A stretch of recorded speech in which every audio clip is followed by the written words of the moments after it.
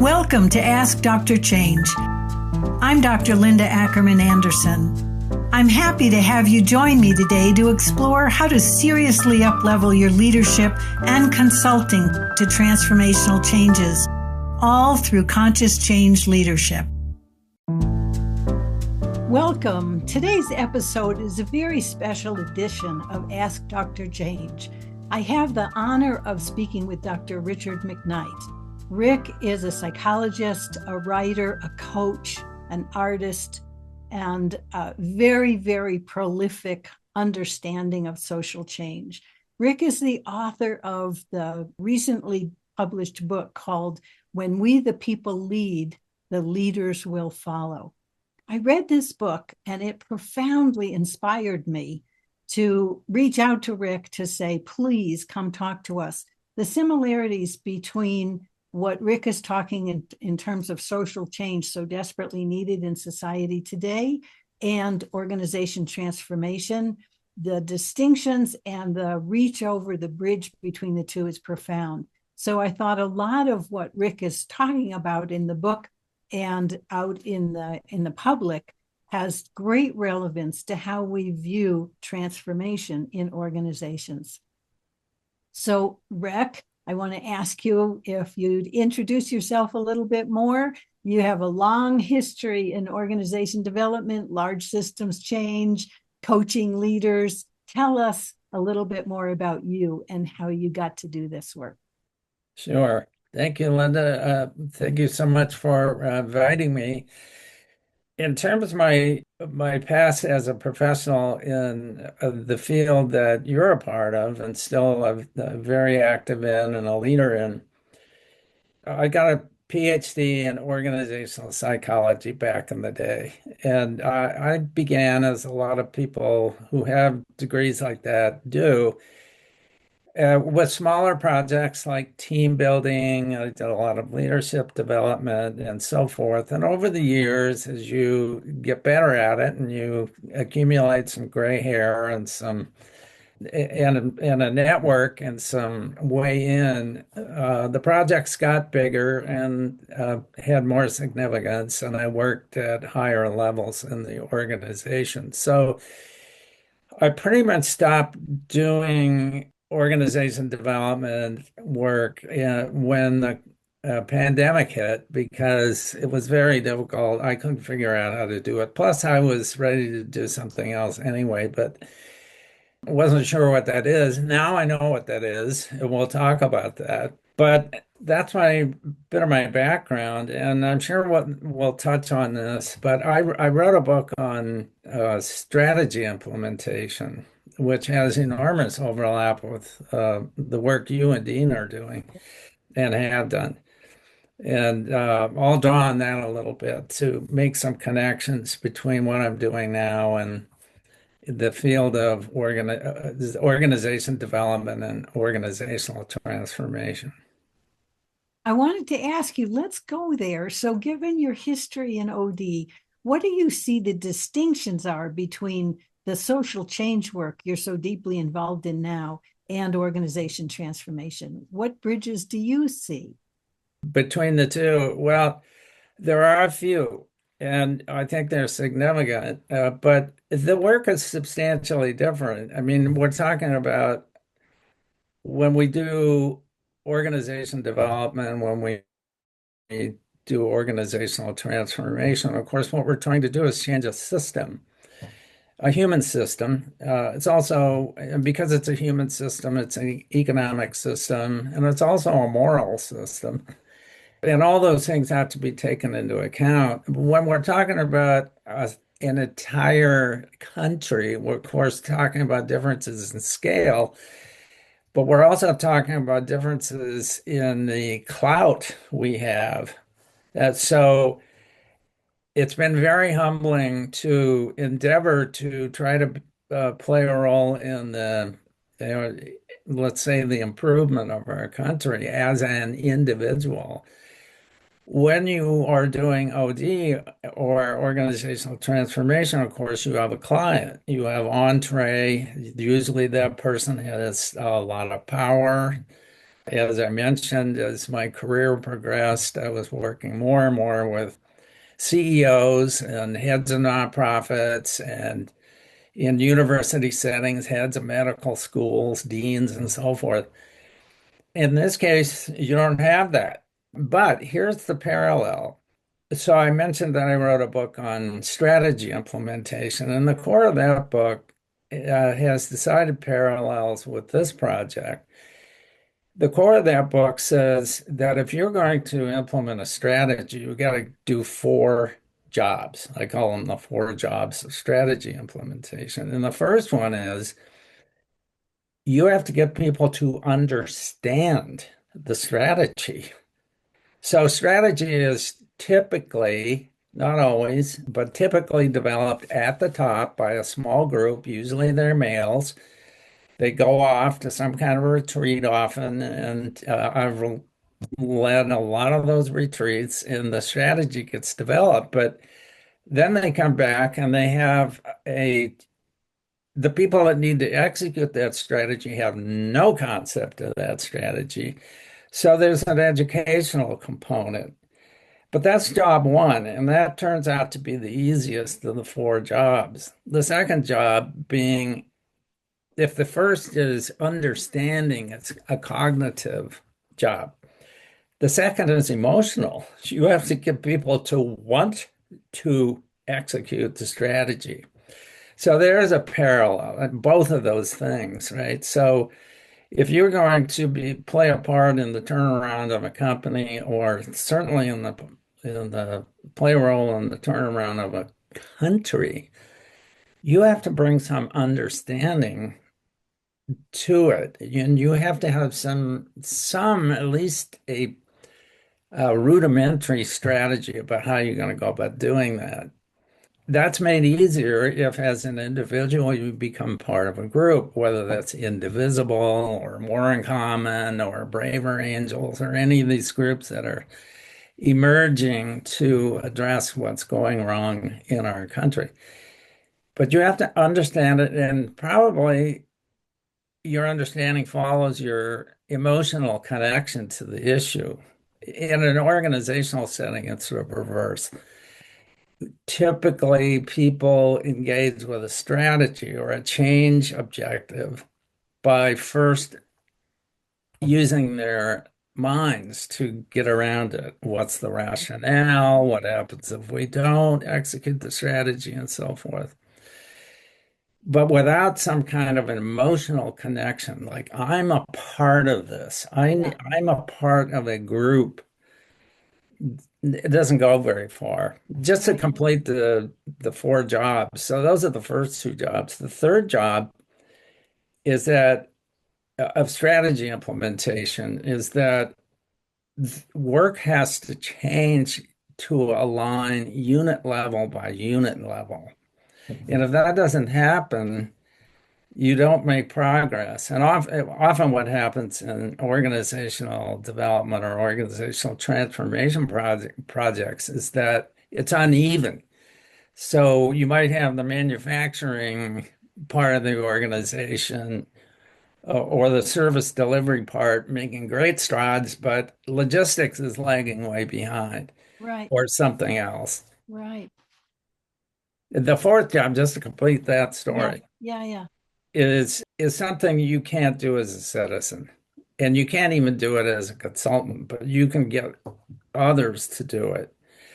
And that is to get the systems aligned in the organization that support the strategy. Right, right.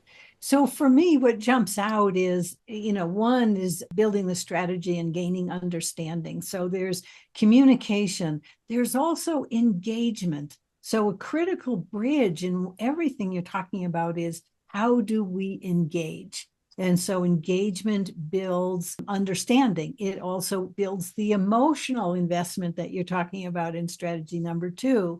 And then how do you get those people to understand the relevance and meaning to themselves?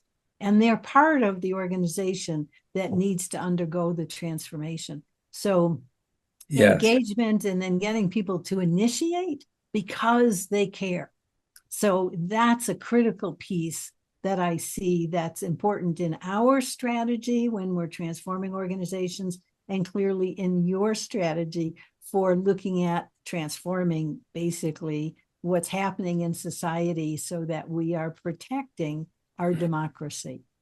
Tell us a little bit more about your purpose for writing the book, the polarization that you see in America today, and how you became motivated to actually put the book out into the world at this really critical time. Yeah, okay, good. So almost precisely, well, no, a year ago this past March, I was invited to a potluck supper. I can't tell you the last time I went to a potluck supper, but it was Debbie and I were invited to a neighbor's house. She had gathered maybe 20, 25 people to have a discussion about how they feel as Americans these days. Uh-huh. And it was a lovely gathering, lots of people in a very small living room. And we were invited to go around and say how we felt about being Americans. And it just so happens that I was the very last person. So I heard words like worried, concerned, angry, upset, furious, things of that nature. Always the change agent. I thought, this is really glum. I'm going to say something that's true to myself and might possibly make a difference here in this gathering. So it got to me, and I looked at everybody. I paused. I looked everyone in the eye, and I said, how I feel is absolutely determined. No one is going to take my country from me. Well, that made an impression. Yeah. But then I'm driving home and I'm saying, well, that was cute. But what does that mean, mister? And I didn't know for a while, but I really took the question to myself, of myself, very seriously. And I thought, I don't know what I can do, but I'm going to find out the answer to that and I'm going to do it. Well, I realize that what I do and can probably do in my sleep is write. And if I could write about a story that was compelling enough to get people to feel more hopeful, to take more action on behalf of a neighborhood or a community or our country, I would feel like I made a difference. Yeah. So that's what got me started. Now, you mentioned the word polarization. Yeah. I also, in this time of wondering how I was going to make a difference myself, I encountered a study. It's called the Hidden Tribes Study. It was conducted first in 2018, and it's been updated every few months since. It's a very reputable study that was looking at polarization in our country. What's causing it? Who exactly is polarized? What's so upsetting to them? They learned some things they didn't expect to learn. What they learned is that most Americans, the number they used was 67% of Americans are not polarized. And when we believe that we're all at one another's throats, some bad things happen Yeah. with respect to democracy. And the most predominant and corrosive part of that is disengagement. Yeah. And they also discovered that there is polarization, but it's between the left wing and the right wing. Yeah. And all of this is amplified by social media. Yes, absolutely. I'm aware, thinking in organizational terms about polarization and disengagement. I wonder how many leaders and consultants actually investigate the underlying causes, the underlying dynamics, that have people show up against what's happening, that have people disengage because they have no hope about their future or the organization's future. And so, again, the investigation into that and this study is remarkable so that we can truly understand the internal dynamics, the mindsets, the beliefs that are causing people to have their emotional states. So that's a very important aspect of the early process of transformation. Yes, yes. And in this case, when we're talking about our country, the leaders, quote unquote, are every bit as caught up in the Yeah, system that doesn't work yeah, as the most selfish oligarch. yes, And so it becomes very confusing. And what happens is that our sense of agency gets hijacked. That's why I titled the book the way I did. Well, first of all, it's a historical yes, statement that's yes, true. yes. And secondly, I'm trying to say, don't depend on anyone to save you. That is Right. not going to happen. Right. Which adds to, if you go there, the hopelessness as opposed to the agency that you discovered in yourself to be able to write about what can I do? What can we do? And so the whole notion of light many fires, you talk about that in the book. Tell us a little bit more about that. Well, the last chapter is called Light Many Fires. And you'll relate to this, Linda, because you'll recognize the name. I stole that phrase from, do you remember Herb Shepherd? Absolutely. One of the Back in the forefathers of day, our change field. Absolutely. one of the, he's now passed, but he was one of the pioneers who started our Absolutely. field.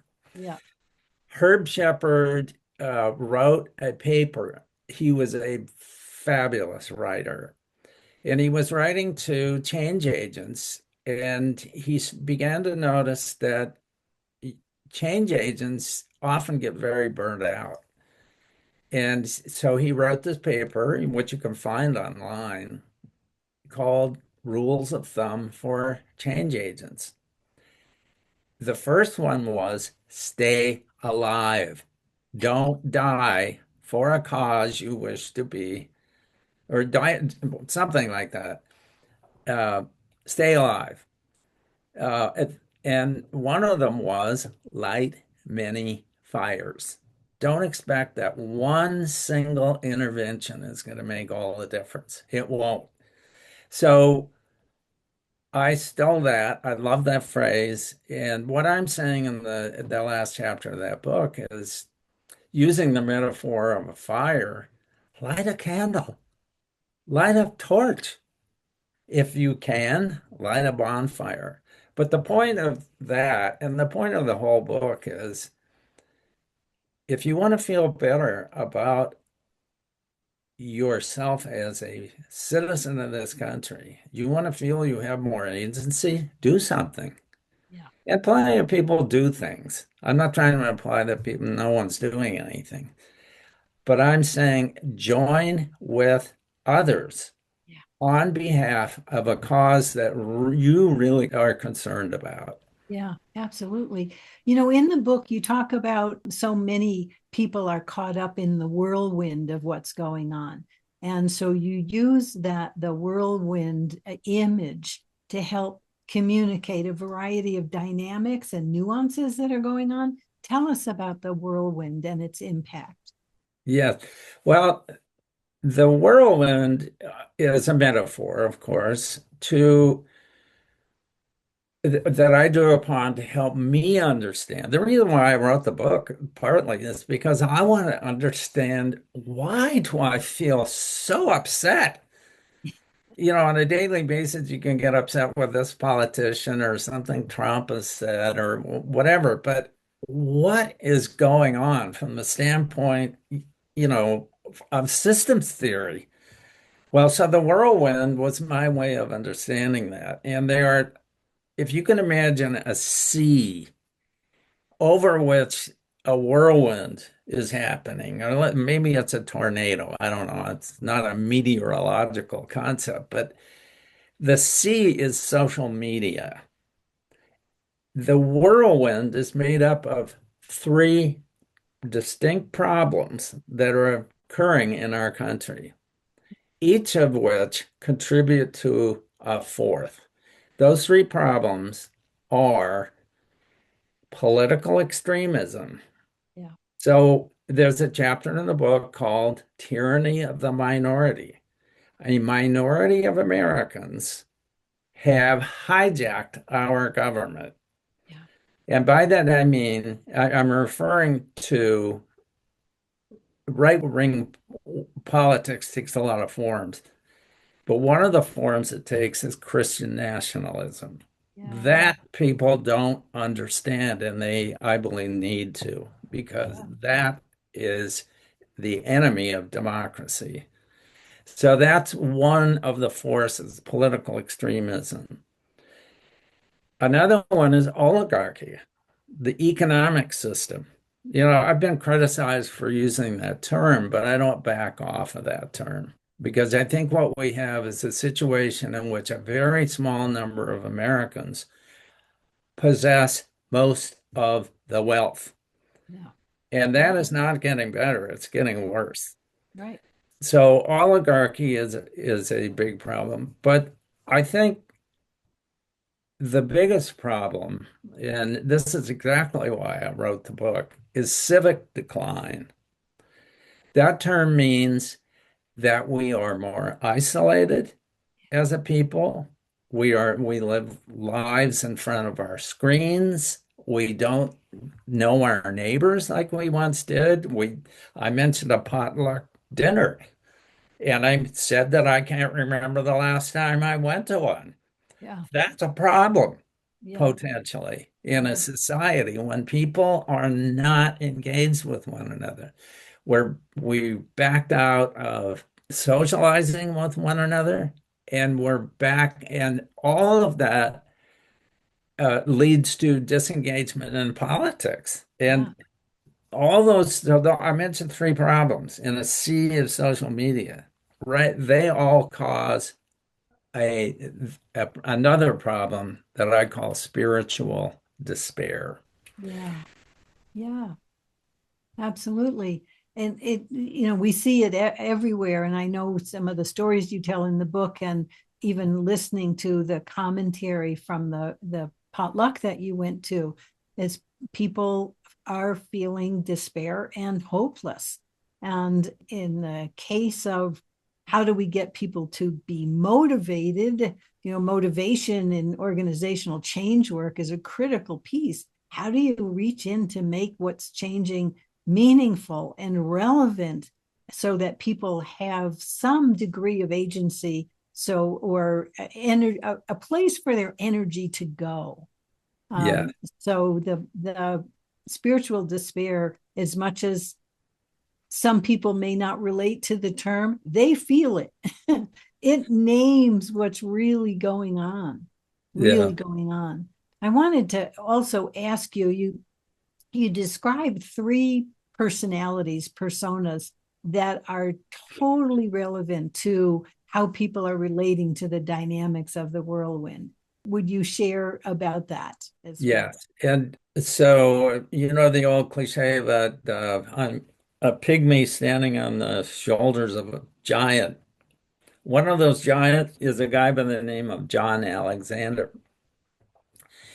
John wrote a book called Citizens. In the book, I talk about the stories that governments tell the governed.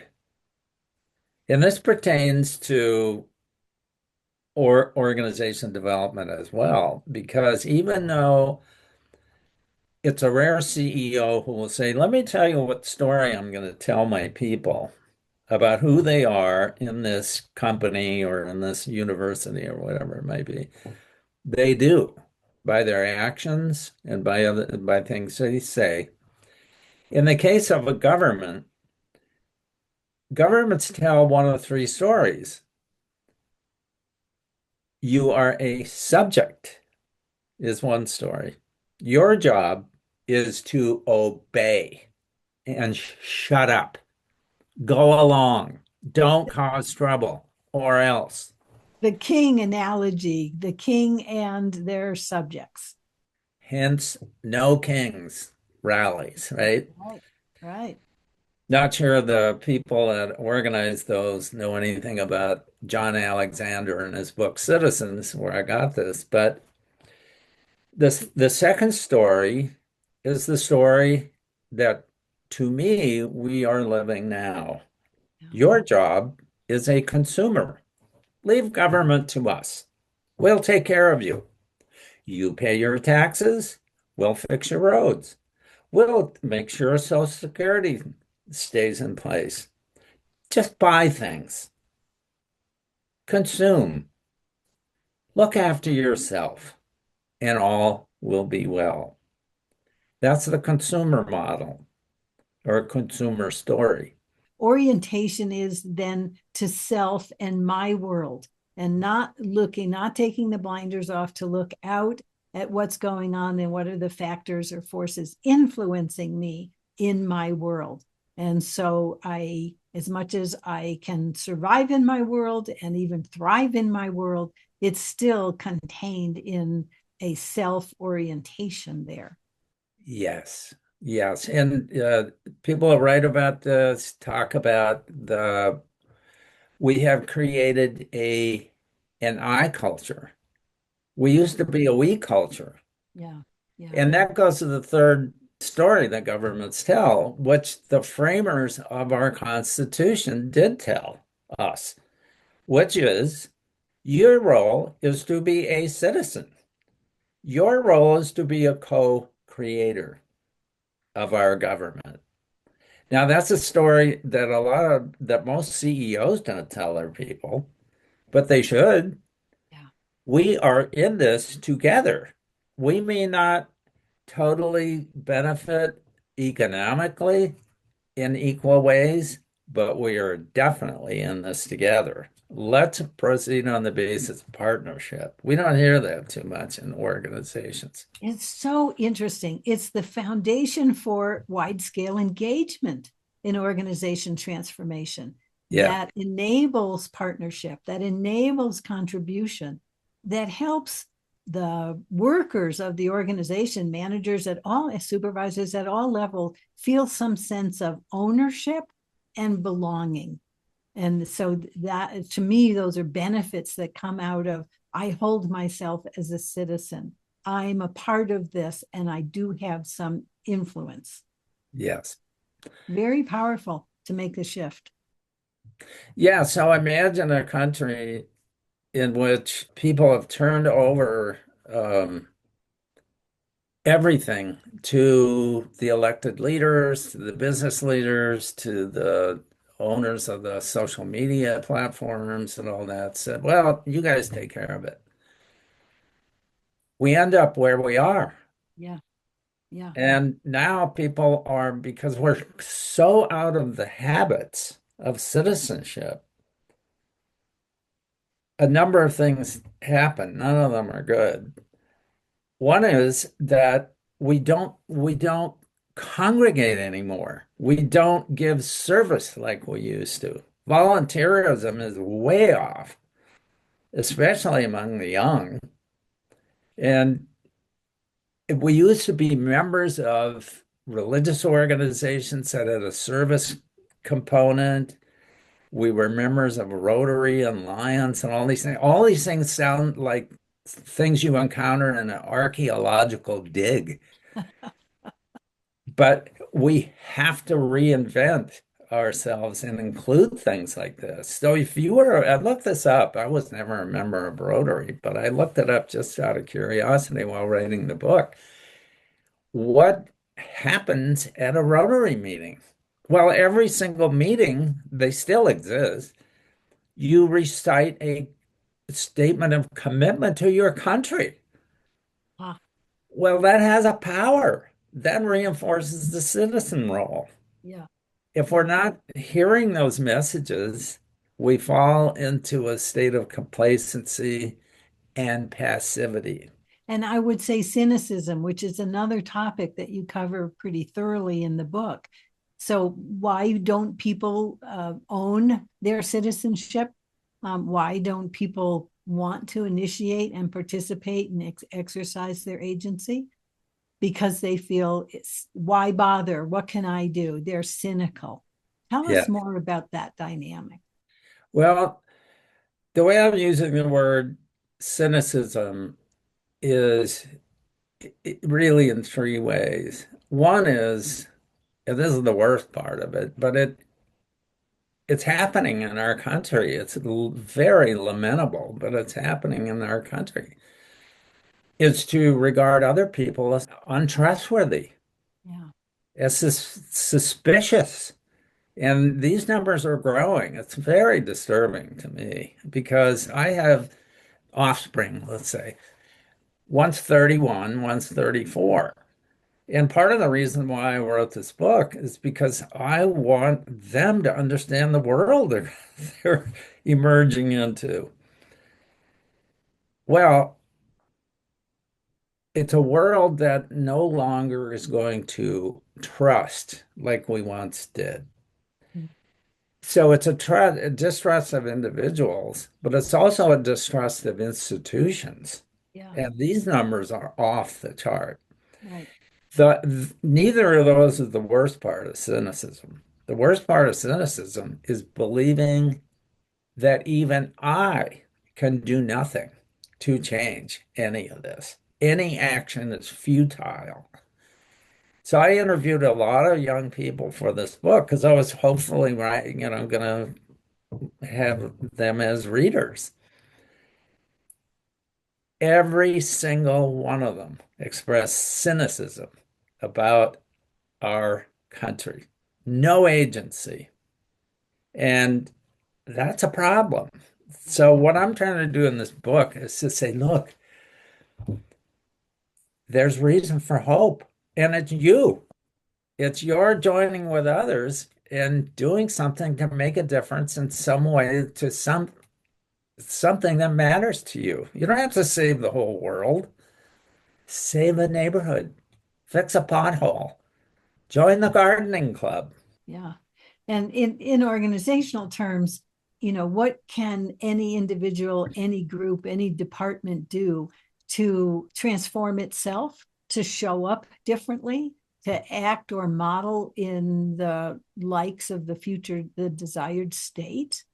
So all of that, in essence, begins to create what we call critical mass, so that there is more or less a groundswell. But it typically starts, like you say, with tiny fires, with candles, not Yes. bonfires. It typically starts with candles.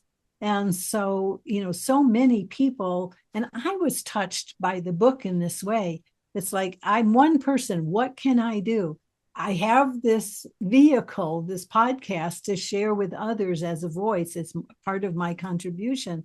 But what can any individual do that, they need to understand? How do I reach out into my world, into my community? And organizationally, what can we do collectively? A small, team of people, then a larger department, then a larger portion of the organization, the whole organization. It builds, but only if people turn towards making a difference in a direction that they believe in. I think that's just a critical part of the whole strategy. So Yes. you're talking about meeting places, gatherings, getting together with others, overcoming loneliness, initiating conversations with others, Yeah. beyond protests, and protests are a gathering place. But Yeah. yes, there's that as well. What more do you want people to embrace around this strategy? Well, one message I take pains to point out in the book is I don't say this in the book, but as I was writing the book, a very good friend of mine who is Jewish introduced me to a term, tikkun olam. It's Hebrew. It means repair the world. And I think that's just the loveliest idea is that each of us have a responsibility to make our world, not the world, our world a little better. Yeah. And he took pains, a very wise person. He said to me, he raised his finger just like this. I said, repair the world, but you don't have to repair the whole world. And you don't have to do it by yourself. In fact, you shouldn't even try to do it by yourself. And that made an impact on my writing. I thought those words were some of the wisest words I'd heard in a long time. Yeah. It's interesting. So I'm familiar with the term tikkun, and my interpretation of it has always been purpose.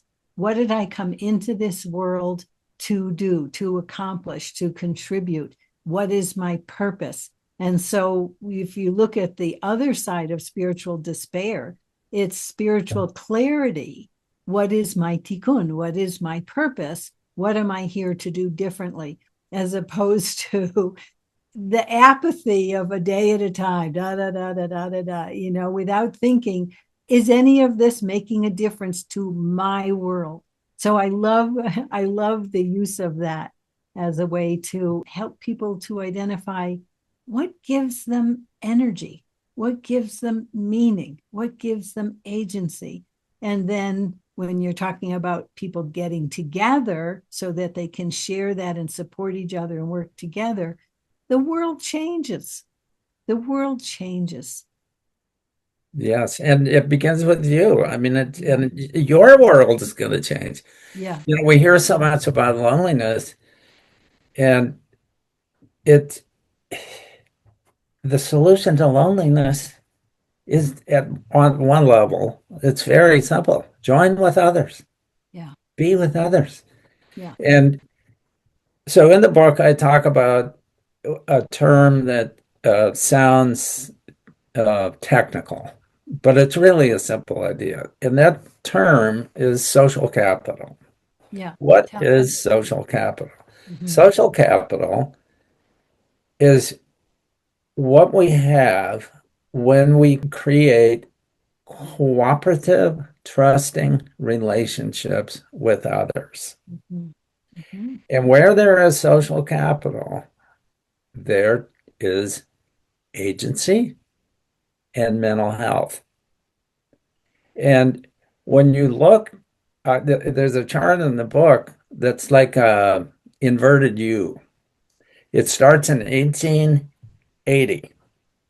In 1880, when the Industrial Revolution really got going, we were an agrarian society. Most Americans lived and worked on farms. Well, along comes the Industrial Revolution and all its mechanized and steam-driven farming equipment. Those workers weren't needed anymore. Simultaneously, factories are starting. Oh, we don't have to hand loom textiles anymore. We can have gigantic machines. So that there was this great migration of people to the cities and so forth.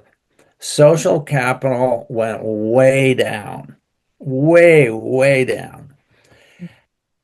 Then we as Americans, and this is one of the themes in the book, is that, well, by title, when we the people lead, the leaders will follow.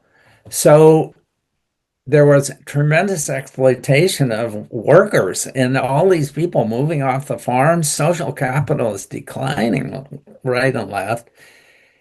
That changed. And so the inverted, well, not an inverted U, yeah, inverted U. So up comes social capital in this country, up and up and up through two world wars, through the Great Depression. Where did it peak out? It peaked out in the 1960s. So when John F. Kennedy was saying, ask not what your country can do for you, ask what you can do for your country. When he said those words, Yeah. that was at the very peak of social capital. It's done nothing but decline ever since. Mm, mm. And we have to rebuild that as a nation. And how is that going to happen? Well, it can happen one neighborhood at a time. That's my view. And I'm not speaking alone. A lot of people that believe that. I didn't make up that idea.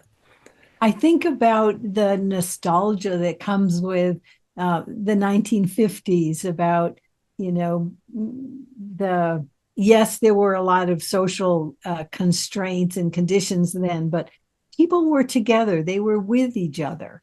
And now, how far away are your neighbors? Our neighbors are a half mile away. It's just, it's very different in terms of people living in different environments. One of the other factors that shows up for me in people gathering is how people embrace gathering with people who are different than them. And so you also talk in the book about the importance of pluralism. Tell us more about that and your view of that and the importance of that to transforming and protecting democracy. Pluralism sounds like a very fancy philosophical idea. And at one level, I suppose it is, but at one level, it's very simple. Pluralism is central to our Constitution. It's the idea that every person has power, every citizen has power. Not only that, but every citizen has inherent worth, and that the government may not violate that dignity and that worth by imposing a religion. It may not stifle your speech, may not disallow you from expressing your political opinions. Your difference was seen by the framers as essential to preventing authoritarianism. If we ever build a system, and they wrote voluminously on this, if we ever build a system in which one way of thinking, one religion, one national ethnic background is considered to be the best or only one that we should allow, we are dead as a system of self-government. So pluralism stands opposed to all these ideas. Yeah.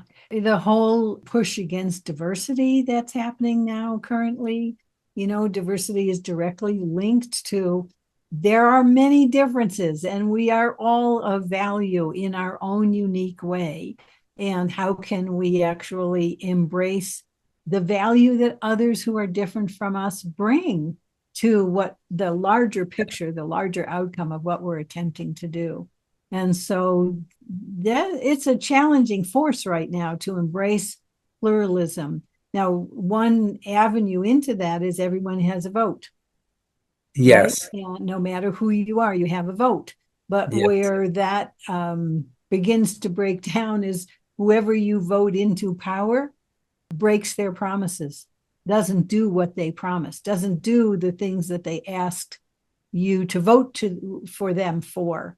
And so we have a lot of breakdown happening, which is, creating the distrust and the finger pointing and the blaming and, and watching things dismantle, which, so what I'm describing, I can feel it inside myself, adds to my cynicism and hopelessness and my outrage. And so what suggestion do you have for helping people turn around to say, as an ordinary person, what can I do? How do you go about igniting agency? Well, you won't be surprised to hear that since this book came out, I've been talking to a lot of groups about it. And that is the question that comes up most often. Yeah. What can I do? So I realize when the question comes up, I've done something good, but I haven't done something else that needs to be done. And maybe I can't do it by myself. Well, really, I can't do it by myself. But the one thing that I know I've accomplished when I hear that question is that I've raised concern to a level where it can't be ignored anymore. Yes. And that I'm pleased to hear. I'm not pleased to hear that I have no idea what to do. I'm not pleased to hear, which I sometimes infer from the question, I have no power. I Yeah. can't, the problems are so big, I'm so small, I can't do anything. Yeah. So I've answered that question in a lot of different ways, sometimes very specifically by giving examples of what people have done. Lately, I'm giving a very philosophical, one might say it's a spiritual answer, which is believe your heart. Hmm. What does that mean? That means that the question implies a state of mind, a state of heart. What is that? When you raise the question, what can I do? How do you feel? What is the feeling state that goes along with your question? Is it anger? Is it cynicism? Well, those may be, there may be something more beneath those things. Yeah. Both of those are defensive postures, I Yeah. think. I encourage people to go to the deeper level. When you ask that question, what can I do? How are you feeling really? And what I'm finding most of the time when I work with groups and I ask that question in a respectful way, inevitably somebody's going to say, you know what I'm feeling is grief. I feel grief at the loss of things that are precious to me, my freedom, my maybe I'm not lose maybe I haven't lost my freedom, but I'm fearing that I might. Yeah. Something is has died, and that's something I need to understand, that's something that I cherish. And once you get in touch with that, and it might be for you the rule of law. For one person, it might be that. For another person, it might be we've lost our sense of neighborliness. Yeah. Whatever comes up for you, there are groups that would love to have you be a part of them. And it might be the local gardening club. It might be Democracy Docket or the Southern Poverty Law Center Yeah. or something else or Indivisible or the Republican Party. I don't know. What does your heart tell you to do? I read, somebody said to me, you know how I came up with an answer to that question? I asked myself, what do I want when at some moment in history, when my relatives read about what happened during our time, one of them's going to say, what did so and so do to respond to these threats, to these problems, to Yeah. these needs? And I found my answer in that. And I thought that was as good an answer as any, right? It's a fabulous answer. What can I do? Well, what do you care most about with Yeah. respect to your freedom, with respect to your neighborhood, with respect to your community? Right. Rick, I have to say that reading your book woke that question up in me. And so, my invitation to you to be on the podcast, to be able to share your message, and hopefully people will actually get the book and read it and be as inspired by it as I was. and am. And so, this is I'm lighting a fire here. I also purchased many copies of the book and gave them to a couple of our local activists to be able to hand out to especially the younger people so that we can ignite their energy, but also those of us, many of us with gray hair who are very concerned about what's going on now. And so sharing the book, and certainly in our trainings that Dean and I do, it's all about personal awareness, personal meaning, personal purpose, personal value in the context of organization transformation. And so I feel in many ways personally that I'm doing those things. And there's always a part of me that says, is that enough? Is that enough? What more could I be doing? And so I'm activated, and I thank you for that. And I'm hoping that our listeners can be activated to ask the questions that you're asking is what can you do? Who else can you be with? So to generate a greater sense of belonging and value, shared value. So I personally want to say just an incredible thank you for the investment that you've made at this chapter of your life by the writing of this book. I wanted to leave us with you sharing any other thoughts, other stories, other declarations, challenges to our audience in terms of getting more involved and engaging more in their transformation. What would you like to share? In the book, feeling a little emotional. In the book, I talk about a number of heroes. One of them is 15 years old. Her name is Sarah. So I'm at church one day and I'm talking to her mother, and up comes Sarah. And as a good mother will do, her mother, Amy, began bragging about her. She said, "Sarah makes the most beautiful cakes. Can I show you some pictures?" Which she did. And she said, "Sarah gives these cakes to kids in homeless shelters."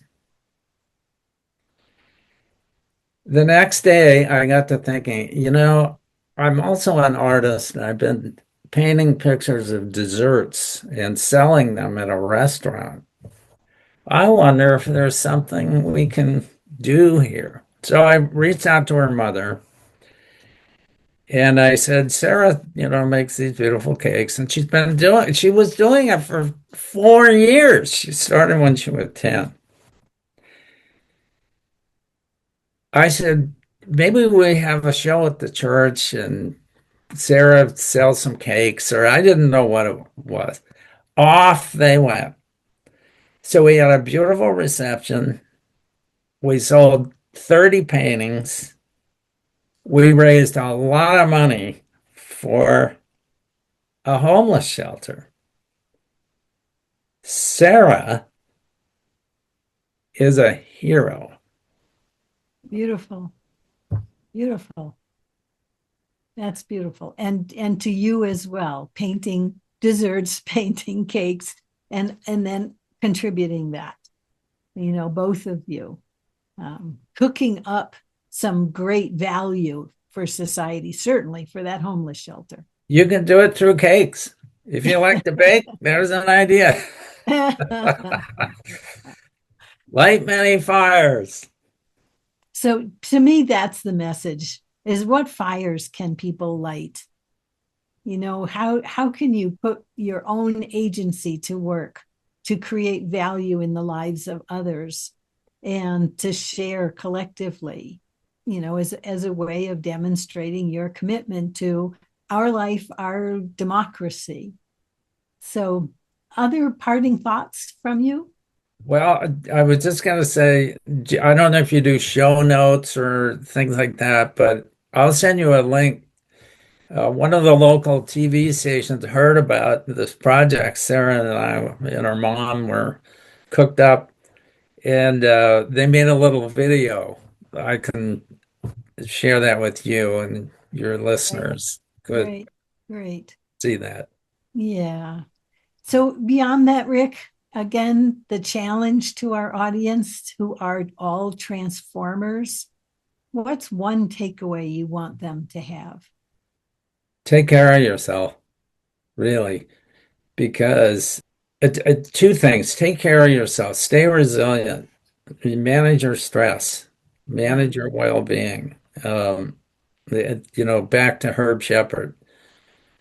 Stay alive yeah, is a rule for change agents. Take yeah, care of yourself, yeah. so that so that you can take care of others. Okay, let's put it that way.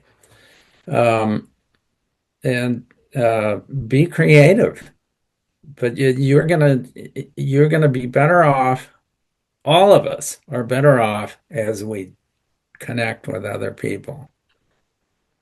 So I'd leave it with those two ideas. Absolutely. And, to me, that is so powerful is connecting with others, reaching out to others, being with others, not for self-serving purposes, but for shared purpose. To Yes. me, that touched me deeply in your writing. So again, thank you so much for the book, for your message, for your seeing of what's happening in our world today and giving us all not just hope, but challenge and agency. So I deeply appreciate you and your work. Thank you, Rick. So for those of you who would like to follow Rick and receive more of his messages and understand his work, please go to his website, www.lightmanyfires.org. And at the top of that website, you'll also find his blog, which I'm finding incredibly valuable and meaningful, each of his submissions. So I encourage you, not just through the book, but also through lightmanyfires.org, Rick's website. I hope you will partake and enjoy. Thanks for spending some time with me today. I hope you gained some valuable insights for your work. Please send me your questions and challenges by going to askdrchange.com.